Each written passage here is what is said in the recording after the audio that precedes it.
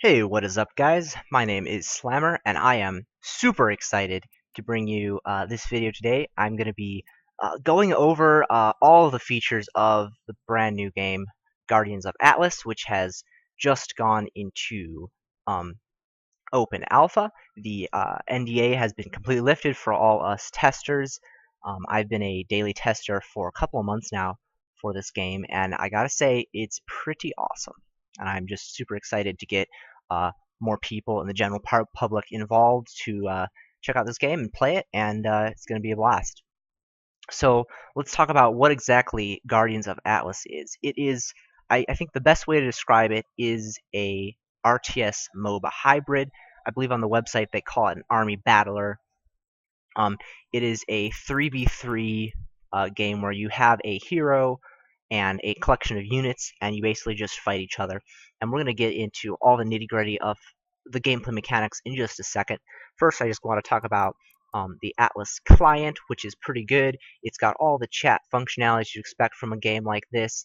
Um, it's just really smooth. You can have friends lists, you can have parties, all the basic things. You can look at your own profile and stuff. One of the coolest things about this is the replay functionality, which I will show you a bit later.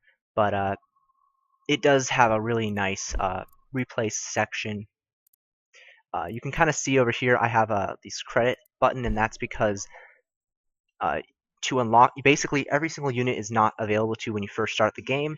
You have to unlock them using credits, which you get from just winning games or losing games. You get more if you win, obviously. So this is going to be later down the road a monetization system for the game, in addition to, I suppose, some other things, probably cosmetic is going to be planned eventually. But I have to say right off the bat, it's not really very hard to get a complete set of any one faction, um, and you can really get the important units pretty much straight away. And the base units that they do give you are enough to provide you with a pretty solid game, uh, even without unlocking anything. So that being said, there are 4 factions, which you can kind of see here: red, green, blue, and white. Each faction has 2 heroes. Each hero is linked to a single basic unit, and then each color shares several more higher tier tech units. And in addition to all these color locked units, there are mercenaries, which can be you can pick and choose any of these for any of the colors. So any hero can pick out a sentinel or a juggernaut, for example. There are currently only a 3v3 mode, either versus players or versus bots. You can make custom games, but this is basically just the same as playing versus bots. You can do 2v2 with players if you don't have enough people, and obviously you can create parties and play with whoever you want with a custom game. Otherwise, it's just the same as a basic bot game, which I'm going to now show you right now. So right off the as soon as you get into the game, you're prompted to choose a hero. So as you can see, some of them are locked. I have not unlocked them yet. Others I can pick out right away. Let's go with Vex, who is the most basic of them. Every single hero has 2 abilities. A basic ability, which usually can be fired off fairly often, and then an ultimate, which has a very long cooldown.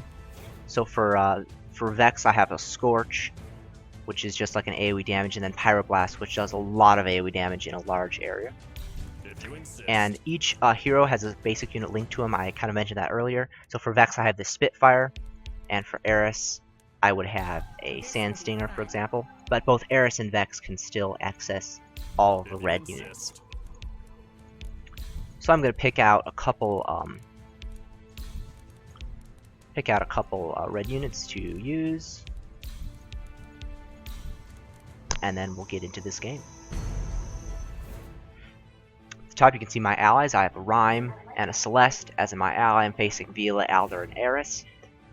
Red is definitely a very heavy DPS faction. They usually have a lot of damage, and they have a lot of spells and abilities that they can use. Whereas blue is more heavily focused on tanky units. They have a lot of freeze abilities, so they can hold units in place, and they have a lot of tank abilities, so they can help allies tank. White is a long-ranged sniper DPS faction. They have a lot of long-range DPS units. And then green is more of a tanky faction like blue. I'm ready. Yeah. So it's pretty cool how each faction has their own feel as well to them. But first, as we get into this game, let's talk about the economy system, which is probably the most interesting thing about Atlas. Well, I wouldn't say it's the most interesting. It's definitely an interesting thing about Atlas. Basically, you have several structures here, and one of them is your production structure where you can queue up resources, which is kind of an interesting idea. You don't actually harvest resources in the traditional sense, although you kind of do because you harvest from camps, but we'll get to that later. Basically, you have 4 things to choose from. You can have energy, gain bioshards, gain supply, or add production slots. The basic resources in the game are energy and bioshards, and they kind of function slightly differently. Energy, basically, every single unit you produce requires energy, and the energy cost is exactly the same as the unit requires in supply. So like my Spitfires require 3 energy, they also take up 3 supply. You can see I have 30 out of 35. If I queue up 1 Spitfire, it goes to 33 or 35, and I lose 3 energy.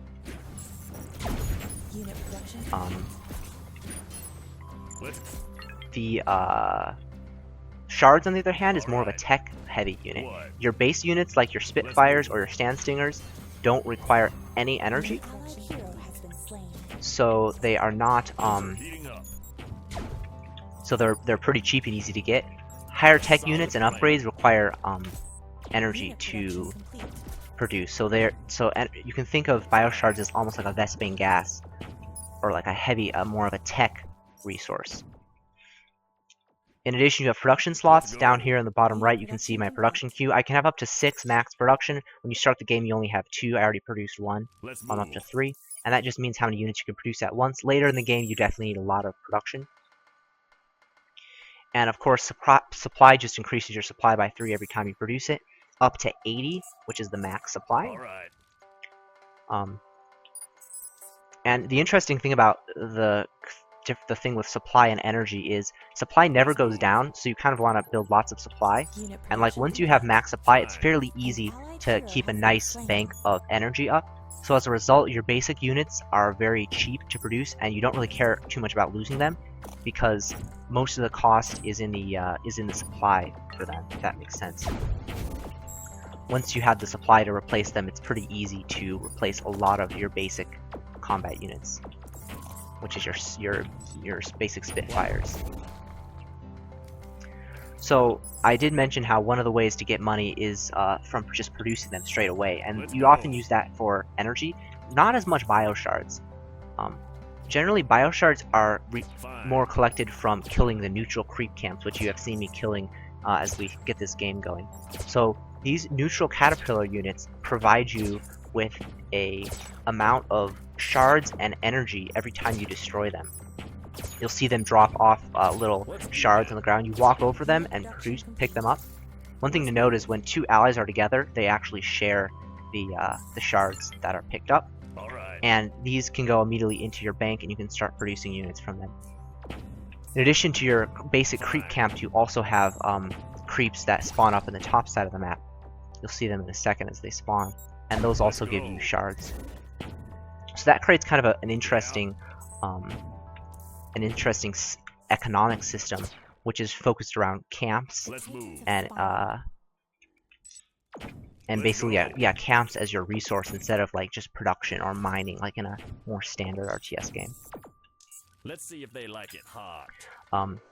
In addition to your production, you also have an upgrade queue, which works just as you expect upgrades to. There's attack, there's damage, there's ability upgrades, and in addition, every single unit has an upgrade that buffs them. For example, my Spitfires have a molten lava upgrade, which increases their range slightly.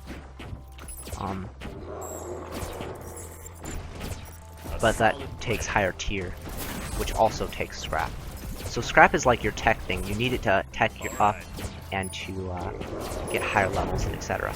Now, in this little fight in the middle of the map, you can see is around the Titans. This is kind of like the focal point of the entire game and the most important engagement you will take in the game. You saw there was 2 Titans, an enemy and a friendly. As soon as the enemy Titan is killed, your friendly Titan will then gain some health and start attacking the enemy base, as you see here. And it also will buff your allied units. You can see with this little yellow buff thing here. Titans don't attack units at all. They only attack structures, and their objective is to clear out the enemy's base. So I'm just going to take this fight. You can kind of see this base layout is probably familiar if you ever play a MOBA. You have an archive in the center of the map, which is, once this archive is killed, you lose the game. It's like the focal point of the match. You have some supporting structures which can heal your army, towers that defend, and at the very edge you have these little towers.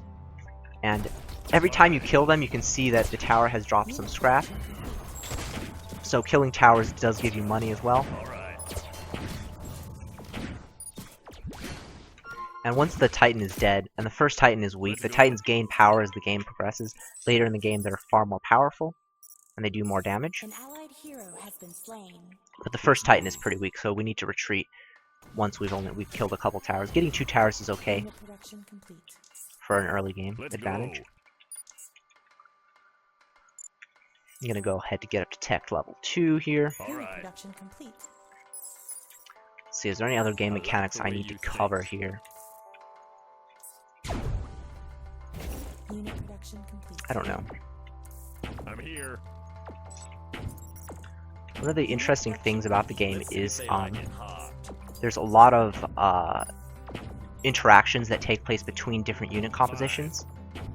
So I think as the game progresses, and we've already kind of seen this case even in the beta, but there's a lot of interesting things between different unit compositions and different team compositions and stuff, and that's really where a lot of the depth of the game comes from. Because on the surface, the game is actually really simple. It's definitely designed to help out casual players, really help out casual players to enjoy the game and stuff. It doesn't take as much mechanical skill as, say, a game of StarCraft would, I think. But I think that's actually a good thing, because while the game is rather simple on the surface, I think once you get deeper, it's actually a very I think there's a very high level of skill ceiling attainable, and I'm actually really excited to see how the game kind of progresses and expands as you get later into it. As people get more experiences, as set teams start coming in and stuff. Because I think there's going to be a lot of interesting gameplay and synergies between different factions and different colors as well. And one of the good things, I know a lot of people were pretty excited for a 1v1 RTS game. And obviously Atlas is not going to be that 1v1 RTS game they're looking for. But I like the 3v3 aspect just because I think it's a lot easier to just play with friends. And I think that's perhaps one of the things StarCraft really was missing. Is just the ability to hang out with your friends and just play a pretty easy game. It doesn't matter. One of the things I find with StarCraft is it's hard to play with friends because usually everyone's not on the exact same skill level. And when you have differences of skill in StarCraft, generally it's just really hard to play against each other, because in a 1 versus 1 game, as soon as one player is better, it's just not very fun anymore, because that player is always going to win, unless they're, you know, very closely in skill, and even then it gets boring. But with Atlas, you don't have to be in close in skill at all. It's definitely a very forgiving game, and so even if one player's quite a lot better, you can definitely just play with friends, and I think that's going to be a really cool thing for the game's growth in the future. It's also free to play, so it's going to be pretty easy for new players to get into and check out. So I think it has a very bright future in the casual sense, but I also think in the competitive sense, I think hardcore players are still going to be pretty happy with this game, because there's a lot of room for high skill interactions and for good players to really show their skill, not only through macro and just mechanical skill, but also especially in the micro section. There's a lot of skill shot involved. There's a lot of just unit control that's pretty key to to taking good engagements in this game. An enemy hero has been Let's move. slain. Ooh, I'm gonna catch these grove tenders, which are really expensive. This is really where you see the AI is just really bad because they just took a horrible fight. An enemy hero has been Alright. slain. One thing I didn't mention is heroes don't, there's really no loss to losing them. You don't lose Let's credits or go. anything, but what you do lose is your enemy will get Fine. a scrap bonus from killing the hero. So if you lose your hero, it's not a huge A deal. little fire never hurt The anybody. respawn timer for your hero is generally pretty short, but you do lose that Let's see if they like it. you do give your opponent some scrap, which can be an Let's issue. go. You never want to give your opponent scrap. Put that on a t-shirt. So you can see this Titan fight is getting going. We're damaging the Titan faster, so we're going to be able to get control of it. The last person to put damage on the Titan gets control of it, Let's move. so it's not just wandering aimlessly. The Titan's actually under control of the player. Alright. An enemy hero has been slain. Fine.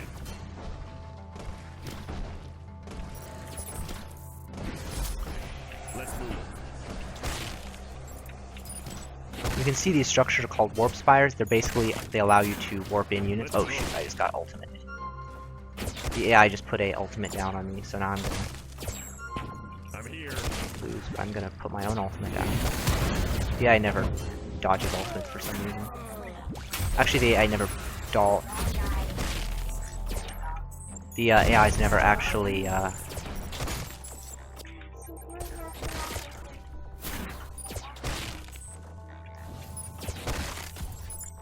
so once you destroy the healing spires, the buildings never respawn. They don't come back. And it's pretty important to kill them because they basically just really start hurting the enemy utility. Every time you kill a structure is pretty important in Atlas. An allied hero has been slain. I don't think we're gonna get that. We're not gonna quite get that. That's a bit of a mistake there. I'm I don't think ready. I was controlling quite correctly there. But Unit it's okay. production complete. Things are heating You can up. take this time to start clearing camps.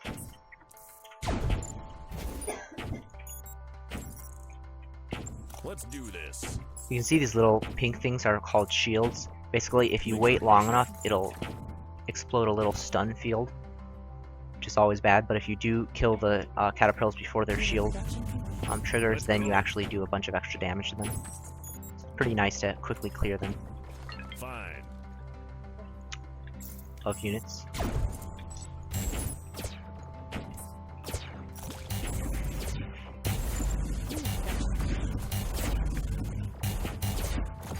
The sup. Unit production Let's move. complete. So Alright. right now we're just clearing camps and just getting our economy back up. Both of us kind of traded pretty heavily in that Titan fight, so there's definitely a lull to the combat as we just clear things out. Unit production. These juggernauts don't cost any scrap, so I basically just throw them away constantly to keep the enemy occupied. Unit production complete. Sometimes it's more effective than others, but it keeps them on their toes.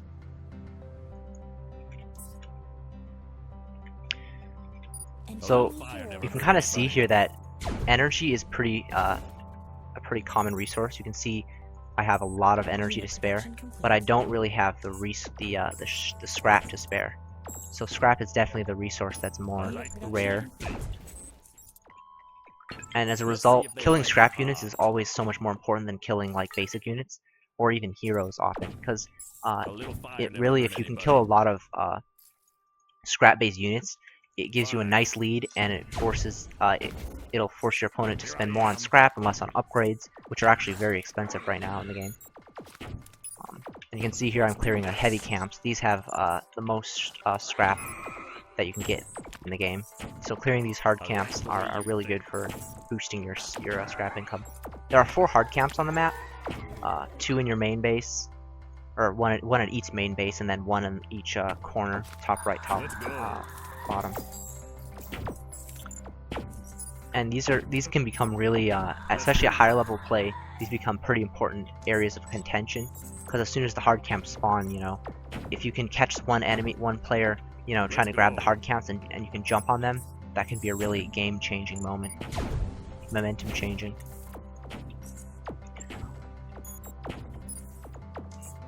So I definitely, I need to get to tech level 3. Things are heating up. That's what I'm gonna do next. I've gathered quite a lot of scrap, so I can definitely afford to get to the next tech level. I'm also gonna keep adding my upgrades on. What? Ooh. You can see there I put a vision ward. Your hero can spawn 2 vision wards anywhere on the map. Fine. These little weeds here act as vision blockers. So putting a healing ward in there is always a good thing. But it's always dangerous if you go up this right side, you can get caught sometimes. So that's why I put that vision ward in just in case. What? If I had more health on my hero, I could dive that tower, but I'm not really comfortable with it. This hero that's damaged. Let's move. Actually, I'm gonna send my hero home to the healing well to heal up.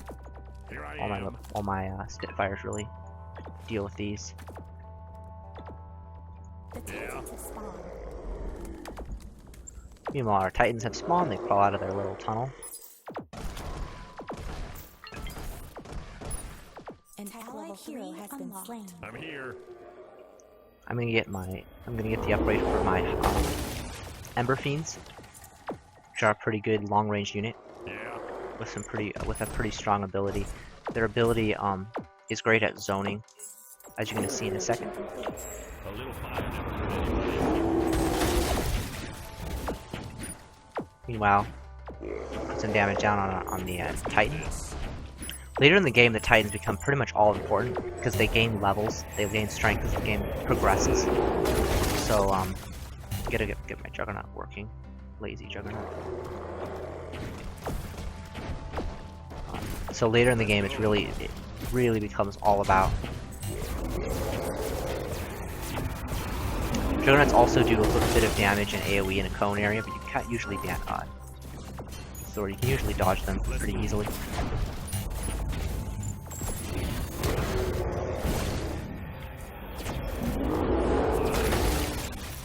Except when I'm playing, because I don't dodge anything. Got our Ember Fiends. Ember Fiends are really good at zoning out the Titan fight areas as well. So that's the reason to get them. They basically launch a fireball of magical damage in a straight line. I'm gonna get sniped in that movie. That's pretty important. Let's go. I'm getting a lot of his tech units here, so that's really important. All right. Unit production complete. Fine. We've actually traded fairly evenly. Ooh, there's some Ember Fiends, killed them. I like the way you think. I don't mind trading a bunch of my basic Spitfires for this, because killing tech units, especially late in game, is just always way more important than killing base units. Because honestly, you can even see in my money, I have plenty of energy to spare. I'd much rather have them do that. So now I have command of my Titan. Unit production. So I'm gonna snipe down that Fine. Unit production. Oh man, I didn't realize that sledges slowed down the Titan that much. That's interesting. Let's go.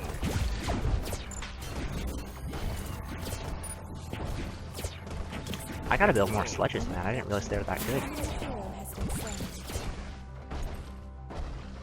Sledges are the boss.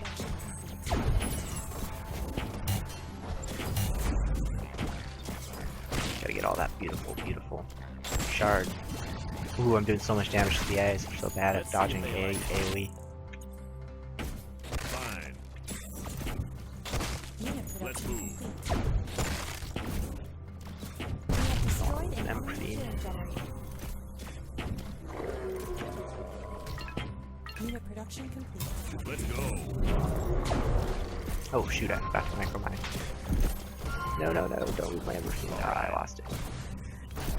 Sledges are a big green unit that a big green unit. Unit production. They are from the green faction, and they all are also giant green units, but they slow down units and do damage for every unit that's inside Let's their move. radius. That's why my units are getting all slowed down like that.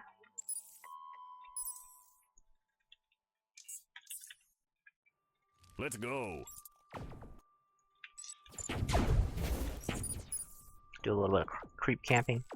Those creeps here don't do any damage to your units, so I don't really have to worry about A solid plan. I don't have to worry about losing my hero or anything when it's up here. What? I just can pick up that sweet shards. Unit production complete. All right. Unit production complete. Fine. Oh no, there's a big fight coming. Let's go. Unit production complete. Let's move. An enemy hero has been slain.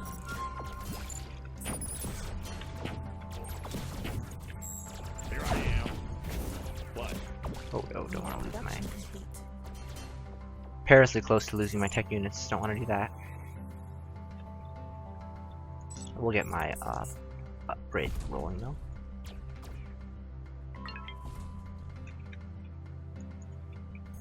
All right. Unit production complete. Let's So in move. this game, we're actually winning pretty decently because we've cleared out most of their outer towers, we've killed one of their warp spires. Let's go. A lot of times the You have game destroyed an enemy doesn't end till like the 3rd or 4th Titan, because it's pretty tough to push into towers and defenses Let's move. without having that Titan to help you out. I'm gonna use this Juggernaut to Unit production complete. scoop up all that sweet tech. Yay. Slurp it up. I'm gonna go to tech level 4 so I can get my Alright. 4th level upgrades.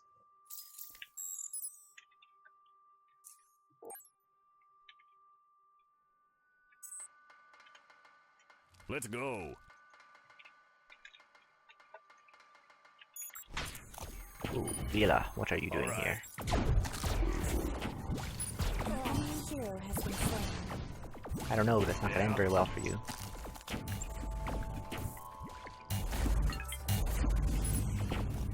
A little fire never hurt anybody. Unit production complete. Kill the sludge, that's right. Things are heating up. AIs are so good at keeping their units alive. Fine. They just don't have the concept of like the way staying you alive.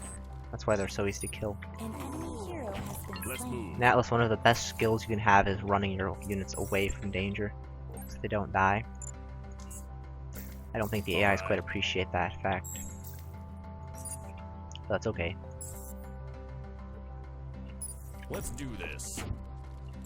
Unit production complete. So you can see I've kind of got I've got this really high tech Tech level 4 unlocked. Fine. I've got this like high tech Let's do army this. right now, and that makes it just really easy for me to just The get Titan this and enemy hero crush has through the been lower go. tech army of the Ares player who has mostly just sand stingers. I've only got a few basic units left in my Solid composition plan. here, and that's because as you get later in the game, tech Fine. units are just far better. High tech combat units are obviously far better. Things are heating up. Bro, my Scarabs here should be able to push and win the this next Titan. Let's move. Let's go, guys. Enough sleeping on the jobs. Enough sleeping underground on the job, guys. Let's go. It's time to bring fire to them. Fine.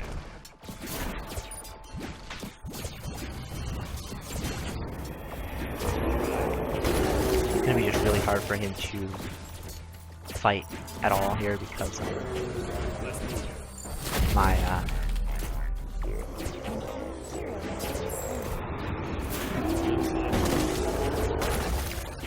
my igniters are just putting a ton of AoE down. Let's see if they like it. I like the way you play. So we're gonna have a very high level Titan here, and we should be able to use this high level Titan to push for a victory. I hope I get the control of it. Yeah. So I'm just gonna right click on the Nexus, bring my forces going. Keep rolling those upgrades. Let's go.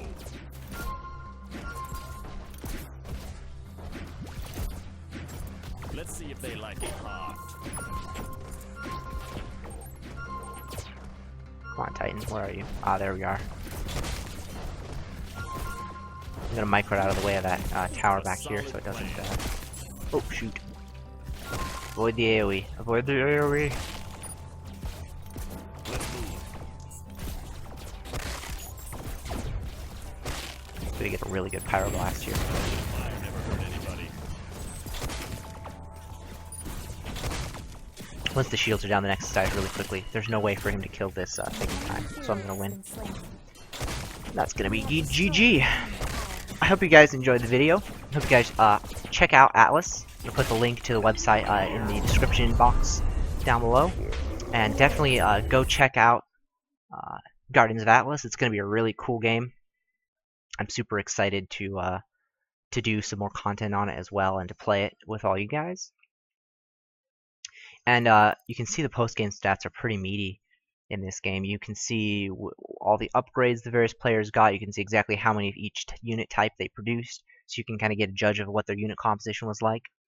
Can also see units killed, army values, resources mined. You can see I got way more resource mined than all the AIs. It's because the AIs are generally not as good with the bio shards. Excuse me. If that was a human game, there'd be a lot more production there.